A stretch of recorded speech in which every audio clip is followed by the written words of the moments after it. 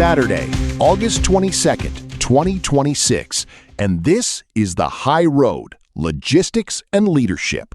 I'm Buck Reynolds, and I've got more miles in reverse than most of these kids have in forward. This is Elena Rossi. I'm Jules Sterling. And I'm Dan Miller. We have a great show for you today.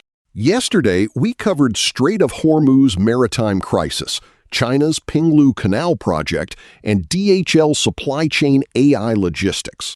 Right, but today the domestic market is actually hitting us with some localized earthquakes. We're looking at the top 100 private carriers list and some massive leadership shakes at the ATA. Plus, if you thought shipping was expensive now, wait until you hear what's happening at the Panama Canal. It's a heavy news day, folks. Let's get into the gears. Look, the bottom line on the 2026 Top 100 Private Carriers report is that the big are getting bigger, while the small are hitting a brick wall. Walmart is still sitting on the throne, right? You see, the thing is, Walmart added 900 trucks this year. 900! That brings the total to more than 13,500 tractors. They are practically their own nation now. It's not just retail giants, though. Performance Food Group grew their fleet by 27%. That's over 1,000 new units in a single cycle. If I may, that's aggressive risk exposure. It's a competitive advantage move, Elena. They're sort of insulating themselves from the spot market craziness we saw last year. They want physical control of the capacity, you know? Exactly. It's like an expansion draft where the top teams are just hoarding all the talent. But the ATRI report says the average cost per mile is now $2.34. Here's the deal. That $2.34 is from year-end 2025. My thing is, with the fuel spikes we've seen this month, that number is closer to $2.50 for a lot of mid-sized guys. Actually, Buck, the equipment maintenance costs are what's really terrifying. These fleets are holding on to aging tractors because the 2027 EPA mandates are making new units incredibly expensive to pre-order. Well, okay. So they're running older trucks longer, but the insurance premiums are jumping double digits? That sounds like a recipe for a claims disaster, Elena. It is. Complacency is the precursor to catastrophe. If you're running a 6-year-old truck to save on CapEx, you're just inviting a catastrophic failure on the highway. And M&A is still churning the pot. QXO jumped 9 spots after that $17 billion deal for Top Build. They are cleaning up the mess. However, those costs are still here, right? You can buy all the trucks you want, but if you can't smell a failing wheel bearing because you're looking at a spreadsheet, well, you're in trouble. Speaking of being in trouble, we have a literal leadership vacuum at the top of the industry. Chris Spear is officially out as the president and CEO of the ATA. Wait, he just signed an extension last year to stay until 2029, right? This feels, it feels very abrupt. Abrupt is an understatement. Friday afternoon, that's when you bury news you don't want people to chew on over the weekend. Spear was the face of the industry for a decade. Well, he did get us that infrastructure money. But here's the deal. He shifted the talk from driver shortage to driver quality right when the legal heat started coming down on brokers. Actually, Buck, the legal heat is now a full-blown firefight. The Supreme Court essentially stripped brokers of their negligent hiring defense in May. Right. And now we're seeing that $604 million verdict against a major broker? That is a terrifying number for my clients. They're sort of panicking, you know? Look, if the ATA is losing its lead lobbyists right when insurance premiums for intermediaries are tripling, here's the play. It's a crisis. The search committee is starting immediately. We need someone who actually knows what a fifth wheel looks like, not just someone who can navigate a K Street cocktail party. The industry is changing people. It's not just changing, Buck. It's being litigated into a corner. We need a leader who understands the indemnity nightmare we're currently living in. Complacency is over. Well, if you want some good news, the mode shift to intermodal is actually paying off. We're seeing returns on investment up to 49% for some shippers. 49%? That's like hitting a walk-off grand slam in the bottom of the ninth.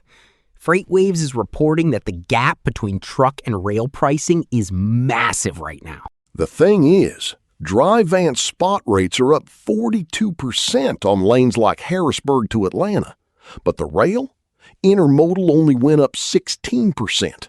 That's a no-brainer. If I may, intermodal is safer from a liability standpoint, too. Fewer touch points on the highway means a lower risk profile for the cargo claims team. Right. And you see companies like Road One expanding their footprint at the Port of Charleston. They're buying up physical capacity because they know the rails are the only hedge against diesel volatility. It's a total shift toward resilience. Shippers aren't just looking for the cheapest rate anymore.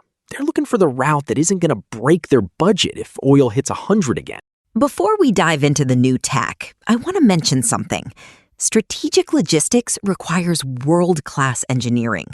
This show is powered by the stack Eric Christensen developed for Neural Network Media. It's the engine under our hood.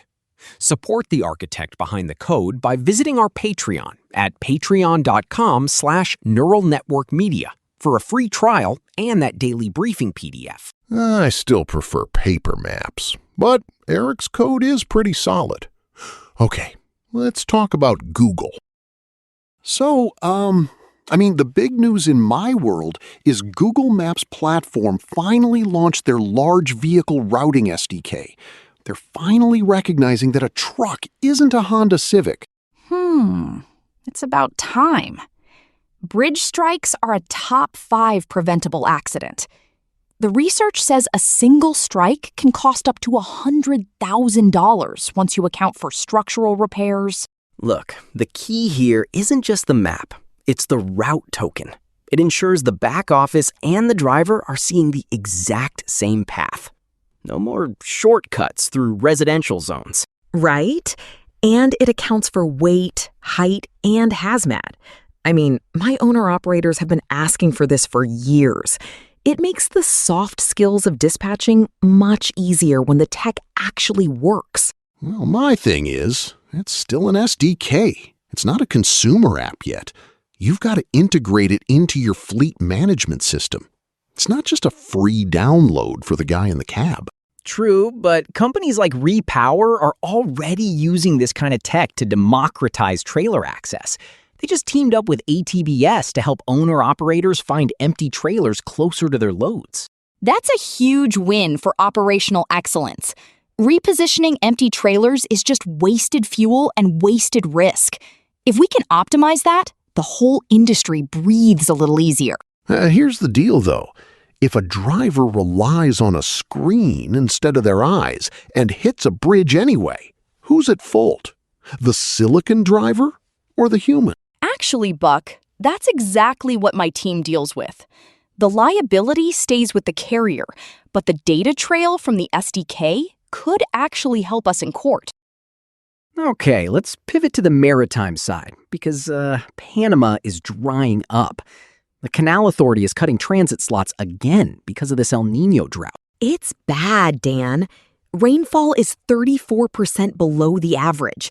They're dropping from 36 slots a day down to 32 by mid-September. I saw a report saying a single slot at the auction sold for $4 million. $4 million just to cut the line? That is daylight robbery. And it's not just the slots. The draft limits are dropping to 47.5 feet. That means the Neo-Panamax ships have to carry less cargo to stay afloat in the locks. Look, this handles 5% of global trade and 40% of U.S. container traffic. If those ships have to detour around South America, spot rates to New York are going to skyrocket.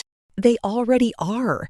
Trans-Pacific spot rates are up 9% this week, hitting almost $10,000 per 40-foot container. It's sort of a nightmare for seasonal retail planning, you know? The thing is, we're seeing this perpetual disruption becoming the new normal. If it's not a war in the Middle East, it's a lack of rain in Central America. We can't catch a break. It's why physical network control matters so much. If you don't have a diversified supply chain, you're just a spectator to your own bankruptcy. Actually, we need to talk about the most serious story of the week. Federal agencies are finally moving against some really sophisticated criminal networks that have infiltrated the trucking industry. You're talking about Operation Hardball, right? The Department of Justice released those updates yesterday about the Lawrence Bishnoi Group. Look, this isn't just some small-time operation. This group was moving hundreds of kilograms of cocaine and meth every single week between the U.S., Canada, and Mexico, using legitimate trucks. I mean, the numbers are staggering. 1,000 kilograms of cocaine seized. They were using legitimate-looking providers as subcontractors. That's the part that gets me. Exactly. They negotiated transportation rates just like any other shipper, then used the long-haul infrastructure as a conduit for narcotics. It's a total failure of the carrier vetting process. Right? I mean, 24 arrests across 3 continents so far. But it makes you wonder how many other clean fleets are actually being used by these cartels, you know? Here's the play. DHS and the DOT also ran Operation Highway Shield this month. In only 3 days, they took over 800 drivers off the road because they were unqualified or unvetted. Well, that's what I've been saying. We're so desperate for bodies in seats that we're letting anyone with a heartbeat and a fake ID behind the wheel of an 80,000-pound missile. Actually, it's a security crisis as much as a safety one. The DOT is shifting to continuous verification now. No more check it once and forget it when you hire a driver. But how does a small brokerage defend against a group like Lawrence Bishnoi? If they look like a real carrier and have the right insurance docs, the Iron Lady herself would have a hard time flagging them. Actually, that's why we're seeing these triple-digit insurance hikes. The risk is no longer just a fender bender. It's being an unwitting participant in a transnational narcotics ring. Bottom line, the federal government is cracking down. If your vetting process is just a check-the-box exercise, you're going to find yourself in the crosshairs of the DOJ. I mean, my roses don't require background checks, thank God. But if you're running a fleet, you better know exactly who is sitting in that sleeper cab tonight. Complacency is the precursor to catastrophe, folks. If this week has taught us anything, it's that the standard way of doing business is officially dead. Well, it's definitely been an eye-opener. I think my clients are going to be asking a lot more questions about who is actually hauling their freight on Monday morning. Right? It's a whole new game. You've got to have a full bench and a very clear playbook to survive this market. Well, that's all for today's High Road. We covered the cost wall for private fleets, the leadership vacuum at the ATA, and the massive federal crackdown on criminal networks using our highways. Stay safe out there and watch your mirrors. Actually, stay vigilant. Goodbye. Bye, everyone. See you next time. Keep the shiny side up and the greasy side down.